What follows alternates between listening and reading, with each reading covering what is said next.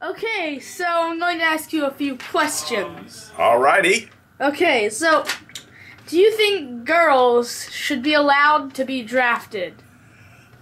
Drafted? No, but they can. I think they should join the army, or should be able to join the army or armed forces. And why do you think this? Because they are capable of doing many things. So, another question. Okay.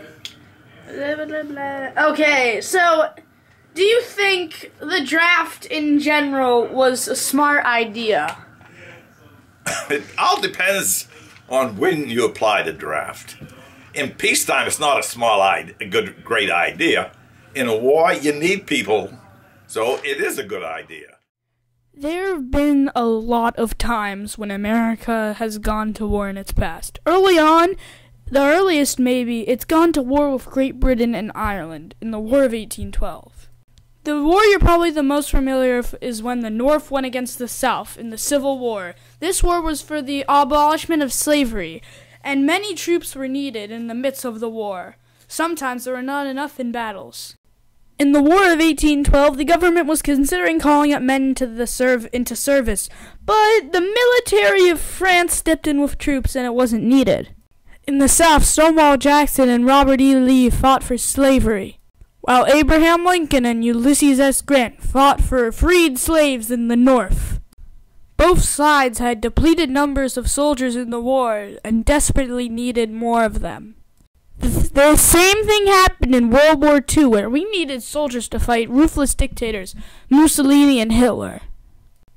In the end, both times the American Army resorted to the draft, also known in World War II as the Selective Service Act. Both times the U.S. Army resorted to the draft to boost their military power. The draft boosted all ranks of the military: the Army, military, Navy, and the Air Force. The first draft was used to help abolish slavery in America. If there was no draft in World War II, Germany could have owned all of the Western Front. The idea of conscription was first introduced in the War of 1812, but it was discarded because it wasn't needed. The first time conscription was put into use was during the Civil War, when the North and the South desperately needed soldiers. It was used to boost the military prowess, and it helped the North win. It was used in World War I and in World War II. In World War I, it was used because America needed soldiers to fight Germany, and in World War II, it was used for the same reason. After using it in World War II, we lost 200,000 soldiers in the war. Conscription would then be used in the Korean and Vietnamese War.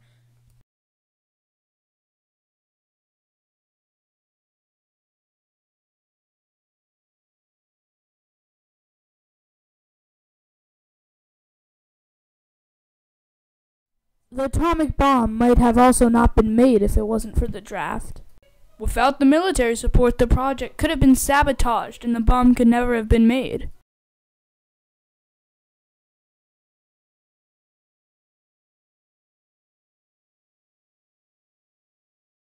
The radiation.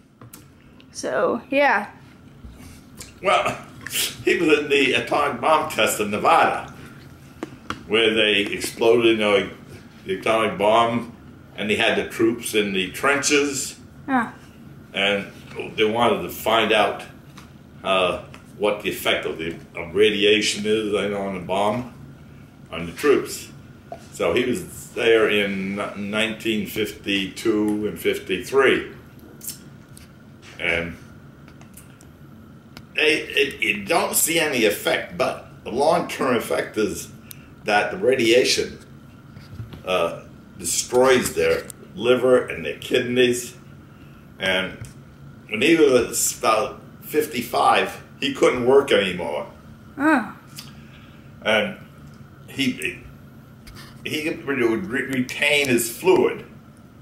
So when he was in his 70s, he couldn't walk because he had built up so much fluid into him, and he got so heavy that he used to ride in a little scooter, and he couldn't sleep on a bed because so much fluid would develop in his lungs that he couldn't breathe. So, and eventually, he died from this when he was 77, I think.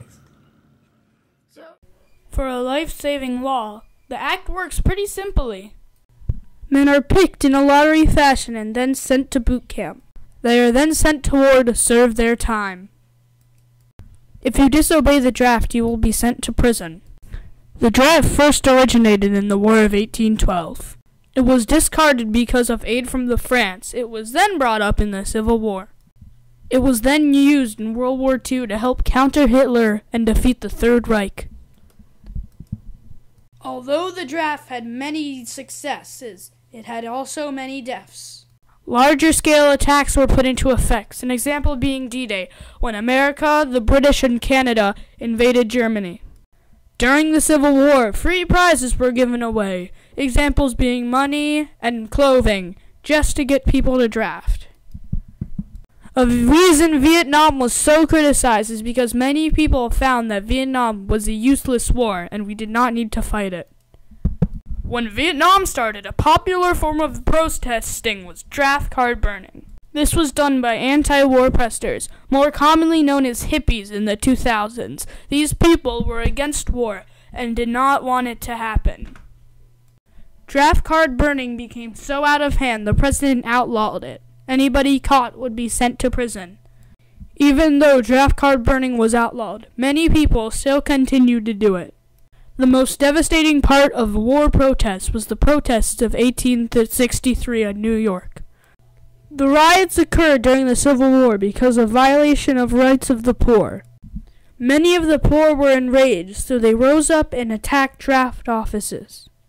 Because of these tensions, the army needed a way to get people drafted. They then gave draftees money for just going to war. But after the war, there are prices to pay. Many, including destruction costs and other fatality causes and war crimes.